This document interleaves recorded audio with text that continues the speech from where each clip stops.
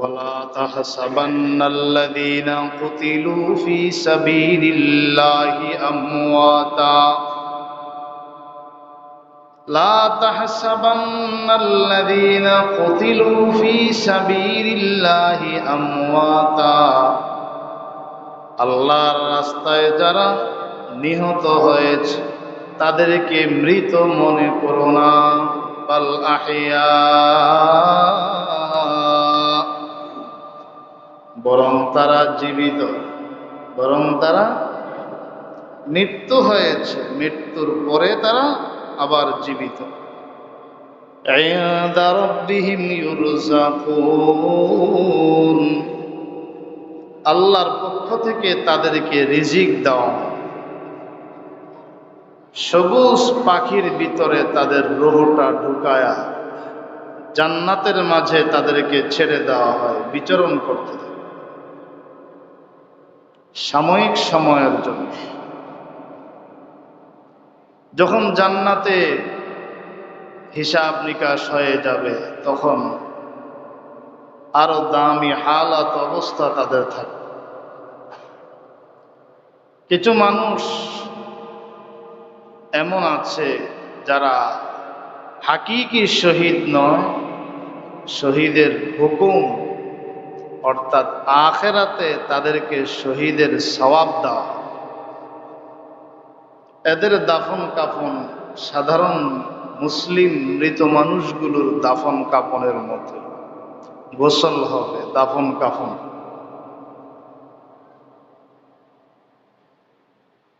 নবী আকরাম সাল্লাল্লাহু আলাইহি ওয়াসাল্লাম বলেন, আবু দাউদ শরীফ, ইবনে মাজাহ শরীফে হাদিস এসেছে, আশ-শুহাদাউ সাবাতুন সাওয়াল কতলি ফি সাবিলিল্লাহ,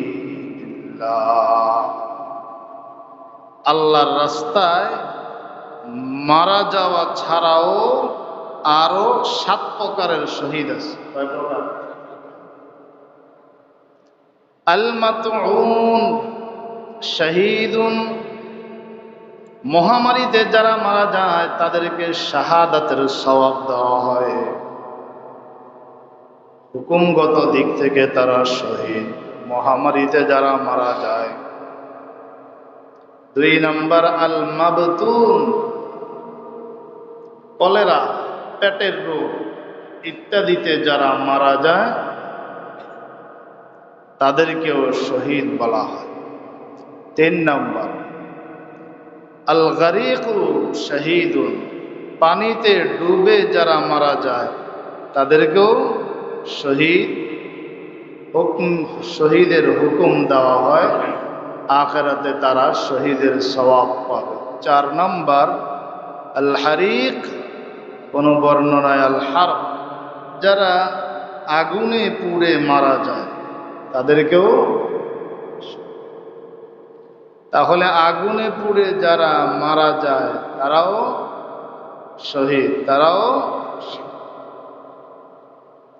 এখান থেকে আমরা বুঝলাম আল্লাহর রাস্তায় শহীদ হওয়া ছাড়াও শহীদের সওয়াব পানেওয়ালা আরো 7 শ্রেণীর মানুষ আছে।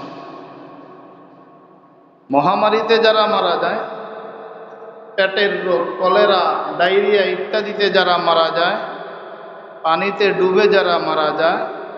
4 নাম্বার আগুনে পুড়ে যারা মারা যায় তারাও। 5 নাম্বার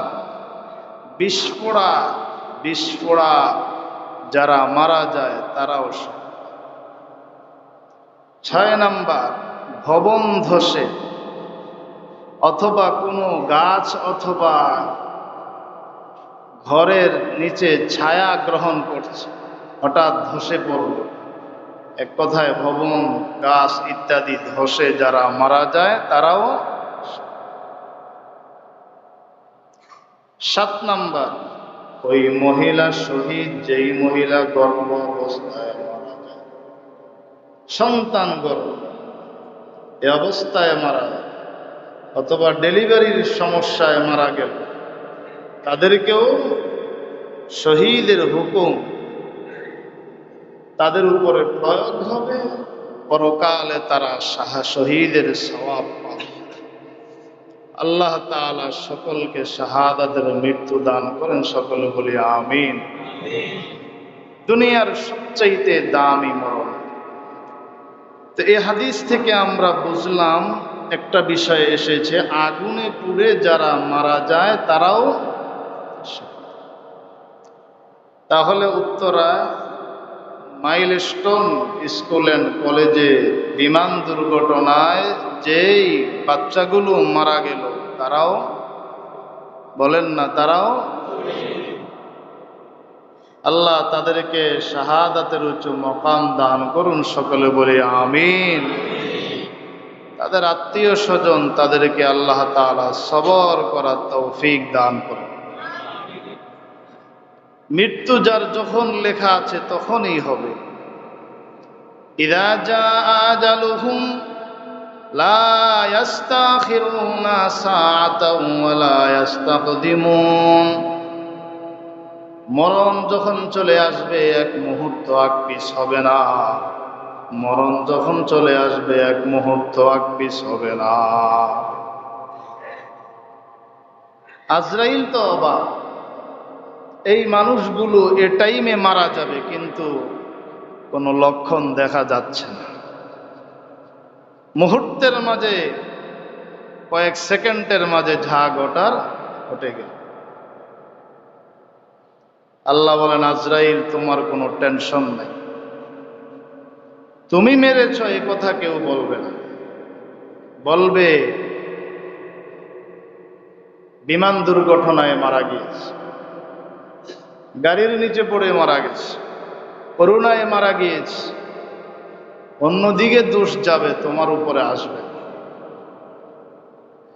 মরণ তো হয়, হবে, তবে আল্লাহ হঠাৎ মৃত্যু থেকে আমাদের সবাইকে হেফাজত করুন, জোরে বলেন আমিন।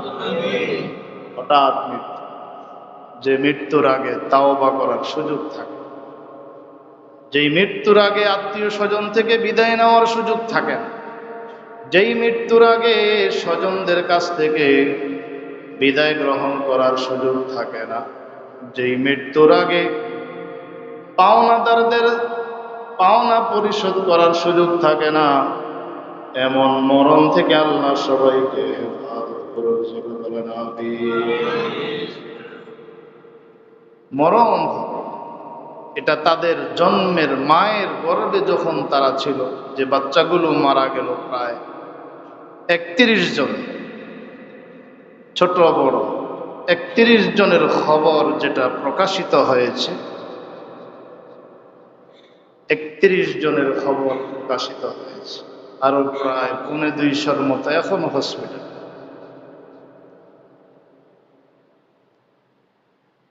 মায়ের গর্ভে থাকতে ফেরেশতা আল্লাহর হুকুমে লিখে রেখেছে যে তাদের মরণটা অমুক জায়গায়, কতদিন পর্যন্ত তারা বাঁচবে। কিছু বিষয়ে মানুষ জানে না, 5টা বিষয় মানুষের অজানা। ওই 5 বিষয়ের মাঝে একটা হচ্ছে ওমা তাদরি নাফসুম বিআইয়ি আরদিন তামুত। কোন মানুষ জানে না কোন জমিনে সে মৃত্যুবরণ করবে, কোন জমিনে মারা যাবে।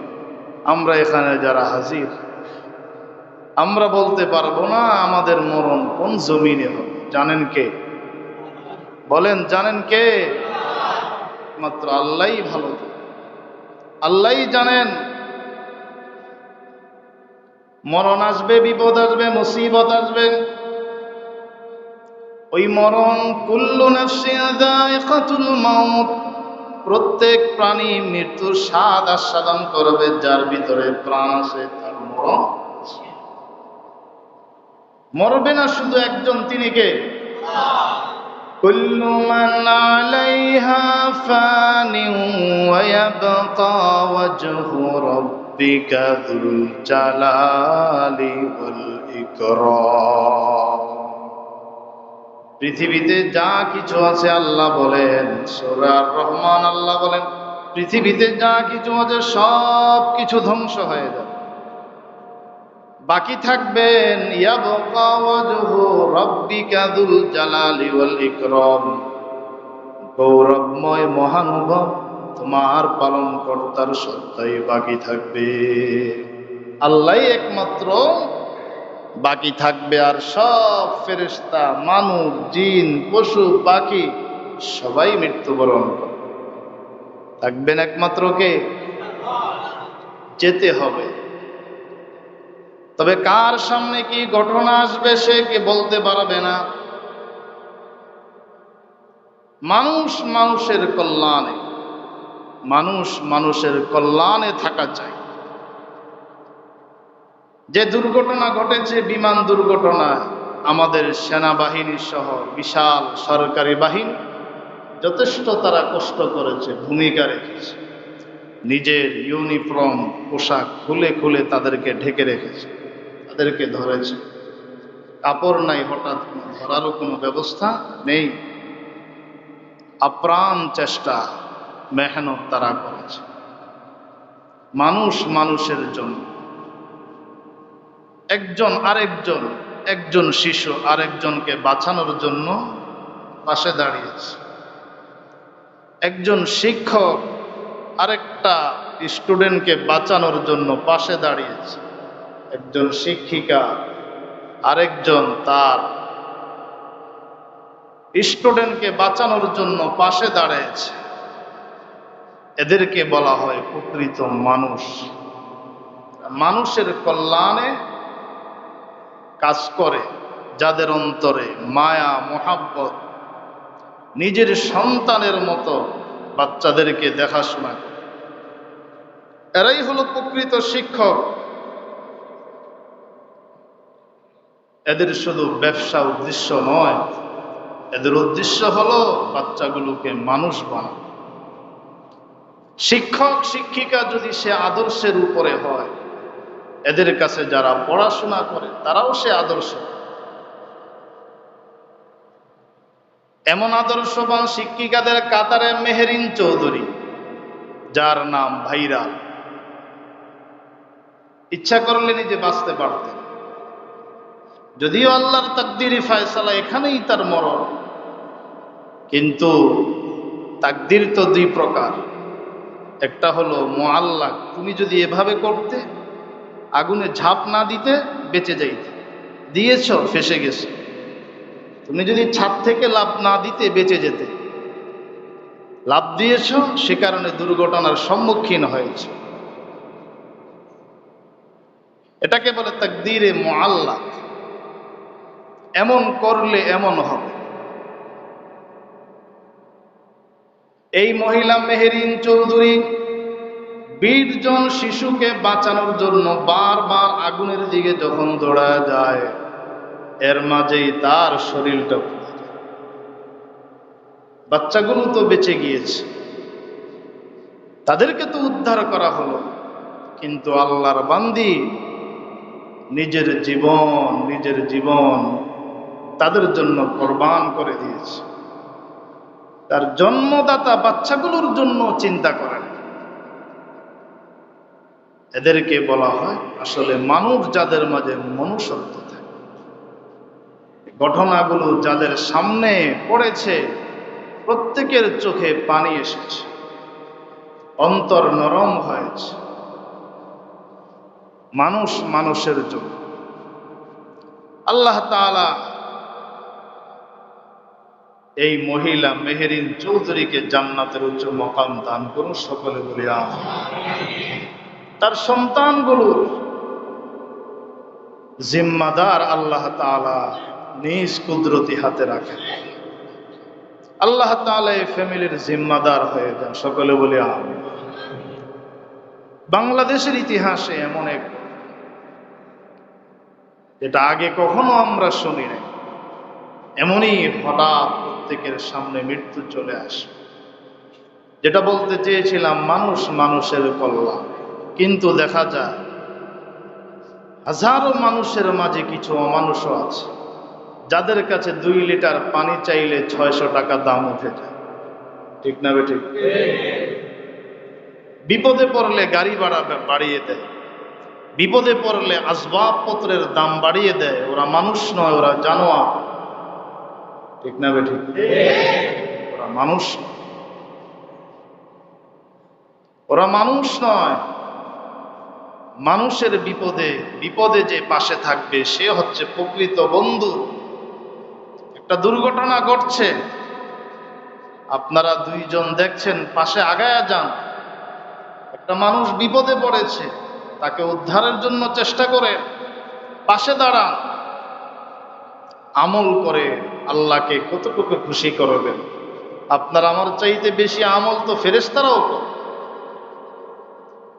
তবে কিছু আমল আল্লাহর কাছে কবুল হয়ে যায়, ওই আমলের উসিলায় বান্দা ক্ষমা পেয়ে যায়। যখন একজন মানুষ বিপদে পড়ে, সামনে গেলে তার সামনে বিপদ আছে, আপনি তাকে সংকেত দেন বেঁচে যাবে,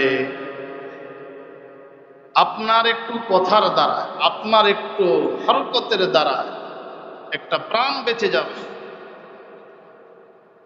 একটা মানুষ তাকে ডাকাতে ধরবে, 10 জন তাকায় তাকায় না দেখে আপনারাও আগায় যান, ডাকাত নিজেকে বাঁচানোর জন্য সে দৌড় দিবে, সবাই বেঁচে যাবে। ছিনতাইকারী ধরলো, 10 জন দৌড়ায় গিয়ে সামনে আগান, সে পিছপা হবে, দৌড় দিবে। তা না করে যদি তাকায় তাকায় চাওয়া হয়, একটা বাচ্চা আগুনে তার কাপড় চোপড় পুড়ে গিয়েছে, সে দৌড়াচ্ছে, আর কেউ বা কেউ ছবি উঠাচ্ছে, ছবি উঠানো নিয়ে ব্যস্ত। ছবি উঠালে তার ফায়দা। এই জন্য মানুষ মানুষের কল্যাণে থাকা চাই। প্রকৃত মানুষ, প্রকৃত বন্ধু তো সেই যে বিপদে বন্ধুর পাশে থাকে। একটা লেখা দেখেছি যে এক বন্ধু আগুনে পুড়ে গিয়েছে, আরেকজন তাকে উদ্ধার করতে গিয়েছে। তাকে বলা হলো সে তো বাঁচবে না, যেও না, তারপরেও গিয়েছে। বন্ধু বন্ধুকে দেখার পরে বলল, হ্যাঁ আমি জানতাম তুমি আসো। কি পরিমাণ মহব্বত, আন্তরিকতা। মানুষ মানুষের কল্যাণে থাকা চাই। আল্লাহ তৌফিক দান করে, সকলে বলে আমিন। কয়েক মিনিটের আগুনে অসংখ্য প্রাণ ঝরে গেল। যে আগুনের ভিতরে অপরকে রক্ষা করতে আপনি ঢুকে আপনিও মারা গেলেন, এটা একটা আগুন, এটা আল্লাহর মাখলুক। কিন্তু আল্লাহর রাসূল বলেন, নারুকুম জুজউম মিন সাবঈনা জুজআ মিন নারি জাহান্নাম। দুনিয়ায় তোমাদের এই আগুন জাহান্নামের আগুনের 70 ভাগের 1 ভাগ। জাহান্নামের আগুন 70 ভাগের 1 ভাগ। 3000 বছর পর্যন্ত আল্লাহ পাক রব্বুল আলামিন জাহান্নামের আগুনটাকে প্রজ্বলিত করলেন। 3000 বছর পর্যন্ত জাহান্নামের আগুন জ্বালাইলেন। প্রথমে 1000 বছর পর্যন্ত আগুনকে জ্বালানো হলো। আল্লাহ ফেরেশতাদেরকে বললেন, আগুনকে উত্তপ্ত করো। বেঈমান নাফরমানকে যে আগুন দ্বারায় প্রজ্বলিত করব, জ্বালাবো, শাস্তি দিব, ওই আগুনটাকে একটু প্রজ্বলিত করো। 1000 বছর পর্যন্ত জ্বালানোর পর আগুনের বর্ণ কালার হয়ে গেল লাল বর্ণের। আল্লাহ বলেন, হবে না, আরো 1000 বছর পর্যন্ত জ্বালাও। 2000 বছর পর্যন্ত জ্বালানোর পর আগুনের কালার হয়ে গেল সাদা বর্ণের। আল্লাহ বলেন, হবে না, আরো 1000 বছর পর্যন্ত জ্বালাও। 3000 বছর পর্যন্ত জ্বালানোর পর আগুনের বর্ণ একেবারে কালো, একেবারে কালো। জাহান্নামীদেরকে যখন জাহান্নামে নিক্ষেপ করা হবে, কেউ কাউকে দেখবে না, দেখলেও চিনবে না, কালো। এদের চেহারা পুরা কালো বর্ণের হয়ে যাবে। সুন্দর মানুষগুলো চেহারা কালো থাকবে, চামড়াগুলো পুরা কালো হয়ে যাবে। দুনিয়ার আগুন লাগলেই তো চামড়া কালো হয়ে যায়, আর বলার অপেক্ষা রাখে না জাহান্নামের আগুন লাগলে সেটা কেমন কেমন কালো হবে, কেমন কালো হবে। আল্লাহর নবী সাহাবায়ে কেরামদের মজলিসে বসা, হঠাৎ করে বিশেষ এক বিকট শব্দ আওয়াজ আসল। নবীজি বললেন, আতাদরুন মা হাদা, এটা কি তোমরা জানো কিসের আওয়াজ? সাহাবায়ে কেরাম বললেন, আল্লাহু ওয়া রাসূলুহু আ'লাম, আল্লাহ আল্লাহর রাসূলই ভালো জানেন, আমরা জানি না। আল্লাহর নবী বলেন, ৭০,০০০ বছর আগে একটা পাথর আল্লাহ পাক জাহান্নামের উপর থেকে ছেড়েছেন। ৭০,০০০ বছর পরে ওই পাথর জাহান্নামের তলদেশে পড়েছে, তার বিকট আওয়াজ শব্দ শুনলাম। তাহলে ওই জাহান্নামটা কত গভীর! ৭০,০০০ বছর পরে যেই ভারী পাথরটা জাহান্নামের তলদেশে পড়ল, জাহান্নাম কত বড়, কত গভীর! আর আল্লাহ ওই জাহান্নামের ব্যাপারে বলেছেন, লা আমলাআন্না জাহান্নামা মিনাল জিন্নাতি ওয়ান নাসি আজমাইন, আমি জিন জাতি এবং মানব জাতি দ্বারা আমি ওই জাহান্নামকে পরিপূর্ণ করব। জাহান্নাম কত গভীর! আর আল্লাহ বলেন এটাকে পরিপূর্ণ করবেন। ওই মানুষগুলো কারা? ওই মানুষগুলো কারা? যারা আগুনে পুড়েছে তারা তো বেঁচে গেল। আমাদের কি দশা হবে? আমাদের কি অবস্থা হবে? আমরা কি ঈমান নিয়ে মৃত্যুবরণ করতে পারবো কিনা? সব সময় তো দোয়া চলে, প্রতি রাকাতেই তো দোয়া চলে, ইহদিনাস সিরাতাল মুস্তাকিম, প্রতি রাকাতেই দোয়া চলছে। আমার দোয়া যদি আল্লাহর কাছে পছন্দ হয় তাহলে অবশ্যই কবুল হয়ে যাবে। আল্লাহ সবাইকে ঈমানি মৃত্যু দান করেন, সকলে বলি আমিন।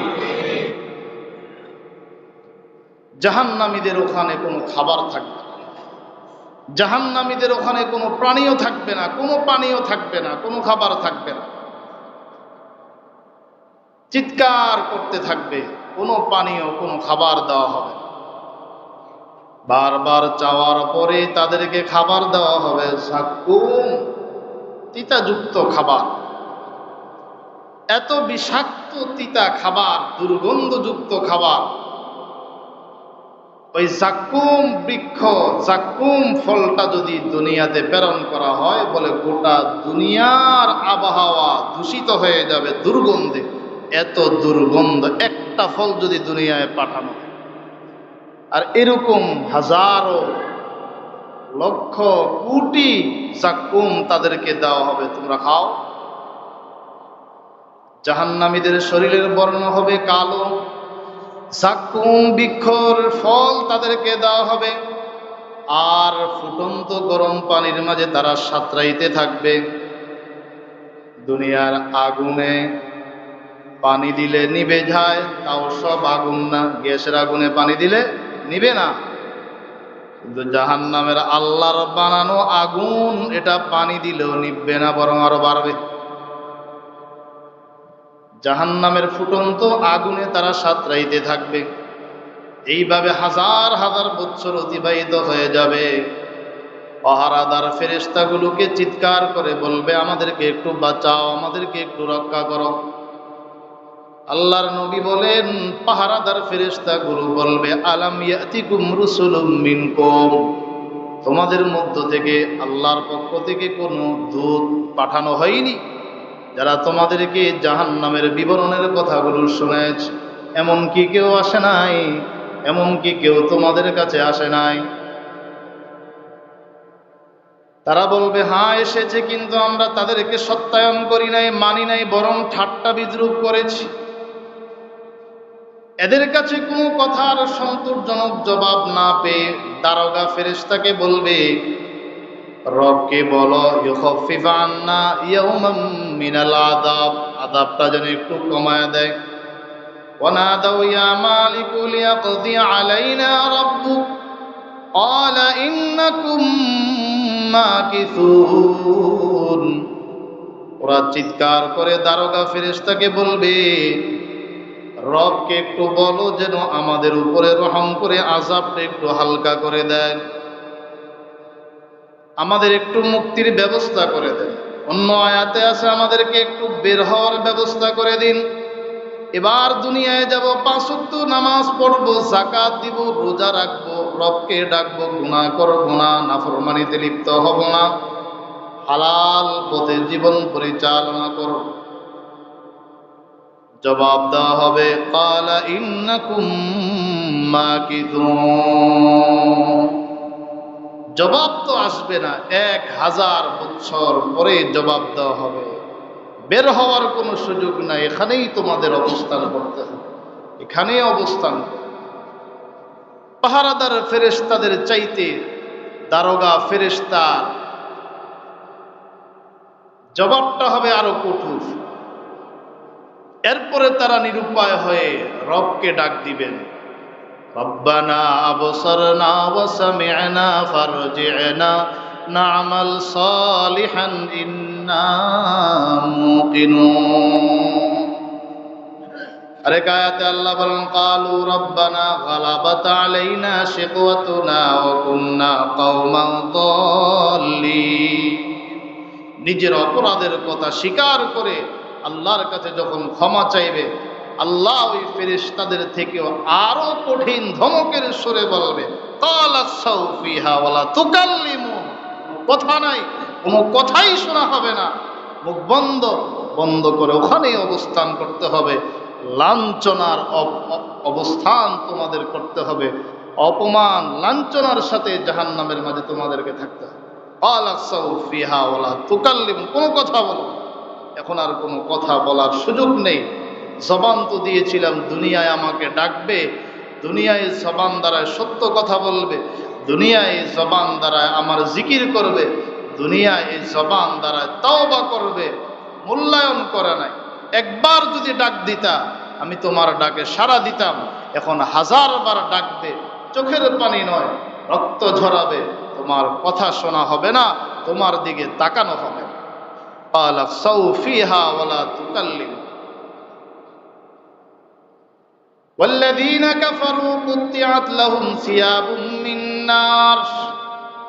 এদেরকেও এক ধরনের পোশাক দেওয়া হবে, ওই পোশাকটা হবে আগুনের তৈরি পোশাক, ওই পোশাক হবে আগুনের তৈরি পোশাক।